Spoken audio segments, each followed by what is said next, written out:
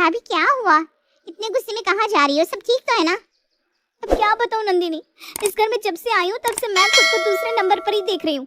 दीदी जो भी करती है उसमें माँ जी कुछ नहीं कहती, लेकिन अगर मैंने कुछ भी कर दिया तो माँ जी तुरंत मुझ पर चिल्लाने लगती है। लेकिन भाभी हुआ क्या है? आप मुझे कुछ बताइए तो। आप क्यों माँ पर इतना इल्जाम लगा रही हैं? ननद जी, तुम मेरे कमरे में आओ, फिर दिखाती हूँ तुम्हें आज हुआ क्या है। शालू नंदिनी को अपने कमरे में ले जाती है और सारी बात बताती है। ये सुनकर नंदिनी अपनी भाभी को समझाती है। भाभी, इसमें माँ की कहाँ से गलती है? अगर भाभी ने आपकी पसंद की हुई साड़ी ले ली तो आप माँ के ऊपर गुस्सा तो मत कीजिए, क्योंकि वो तो आप दोनों को एक ही बराबर मानती है। चलो ठीक है ननद जी, तुम्हारी बात मान लेते हैं कि मम्मी जी हम दोनों को ही एक बराबर मानती हैं, लेकिन दीदी की तो आदत खराब है ना। अब एक बात बताओ, जो चीज मुझे पसंद आई है वही चीज उन्हें लेने की क्या जरूरत है? मैं कुछ भी पसंद करती हूँ तो आ जाती है अपनी टांग अड़ाने के लिए। ऐसे चलता है क्या? नंदिनी शालू और मेघा के बीच में पड़ना नहीं चाहती थी, इसलिए वो अपनी छोटी भाभी की हाँ में हाँ मिला देती है। हाँ भाभी, आप सही कह रही हैं, पर कोई बात नहीं ना, छोटी छोटी बातों पर ध्यान मत दीजिए। इतना बोलकर नंदिनी वहां से अपने कमरे में चली जाती है। तभी उसकी बड़ी भाभी मेघा उसके कमरे में आती है और कहती है, नंदिनी, तुमसे कुछ बात करनी है। अगर तुम सारी बात सच सच बताओ तो तुमसे कुछ पूछूं? हाँ भाभी, बताइए ना, क्या बात है? शालू क्या बोल रही थी तुम्हें मेरे बारे में? सच बताना, क्योंकि मैंने देखा था वो तुम्हें अपने कमरे में किस तरह ले जा रही थी। जिस तरह से वो तुम्हें ले जा रही थी ना, जाहिर सी बात है उसने मेरे बारे में जरूर बुराई ही करी होगी। नहीं भाभी, ऐसी कोई बात नहीं है, बस उन्होंने ना आज की बात बताई। ये लड़की ना सच में बहुत बेवकूफ़ है।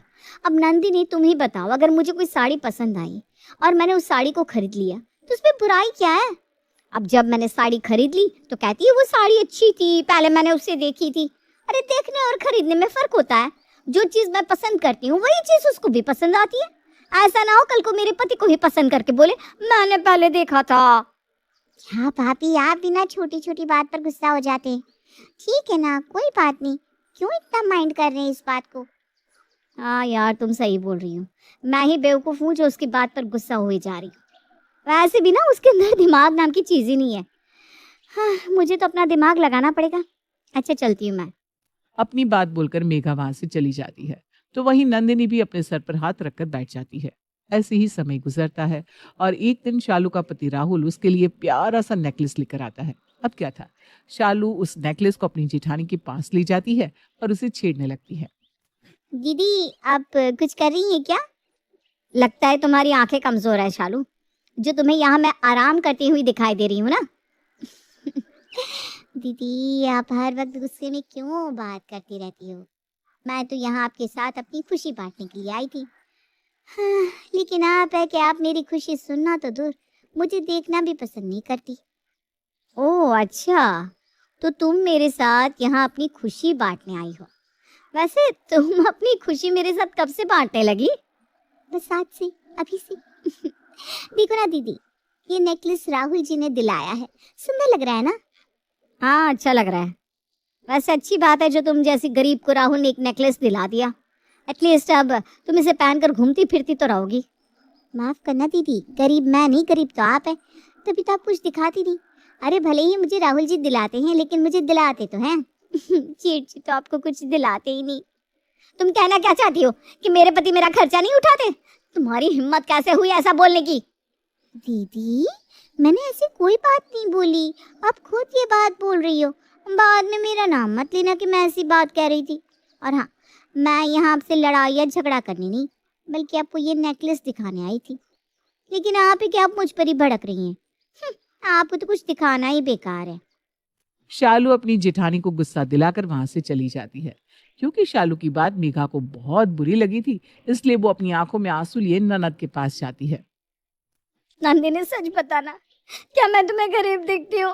अरे नहीं तो भाभी, क्या हुआ? और आपकी आंखों में आंसू? किसी ने कुछ बोला क्या? भैया से आपकी बहस हुई है क्या?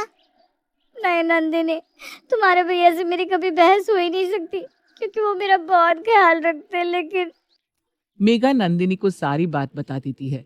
ये जानने के बाद नंदिनी एक बार फिर अपनी भाभी को समझाती है। कोई बात नहीं भाभी, आप क्यों इतना सोच रही हो? लोगों का काम होता है बोलने का, बोलने दो। तुम सही कह रही हो नंदिनी, लोगों का काम होता है बोलने का।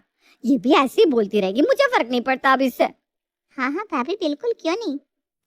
इतना बोलकर मेघा वहां से चली जाती है। ऐसे ही दिन गुजरते हैं और गुजरते दिन के साथ शांति की तबीयत काफी खराब हो जाती है। नंदिनी उस दिन अपने कॉलेज गई थी और अपनी सास की खराब तबीयत देख उसकी दोनों बहू में से कोई भी अपनी सास की देखभाल करने नहीं आती। बहू, सर में बहुत दर्द है, मेरा सर दबा दो या फिर एक सर दर्द की गोली ही दे दो। शांति अपने कमरे में से अपनी बहू को आवाज लगा रही थी, लेकिन उसकी आवाज सुनकर ना तो मेघा उसके पास आती है और ना ही शालू। चिल्लाती रहो माँ जी, मैं आपको देखने के लिए भी नहीं आऊंगी। और वैसे भी मैं आऊँ ही क्यों आपको देखने के लिए। जब भी कोई चीज़ होती है तो आप सबसे पहले जेठानी जी को पूछती हैं, तो आप भी उसी आवाज़ लगाइए ना। इस तरह शांति अपनी बहू को आवाज लगाती है, लेकिन ना तो मेघा अपनी सास के पास आती है और ना ही शालू। कुछ देर बाद नंदिनी जब अपने कॉलेज से आती है तो वो अपनी माँ को बुखार में तपता हुआ देखती है। माँ क्या हुआ? आपकी तबीयत इतनी ज़्यादा खराब है, आप दवाई लेने क्यों नहीं गई? अब क्या बताऊं बेटा, पिछले 1 घंटे से दोनों बहुओं को आवाज लगा लगा के थक गई। सोचा सर दर्द में थोड़ा आराम होगा तो दवाई लेने जाऊंगी, लेकिन उन दोनों में से कोई नहीं आया और सर के दर्द में आराम भी नहीं हुआ। इतनी हिम्मत भी नहीं हुई कि उठकर दवाई ले लूं। अपनी माँ की बात सुनकर नंदिनी को बेहद गुस्सा आता है।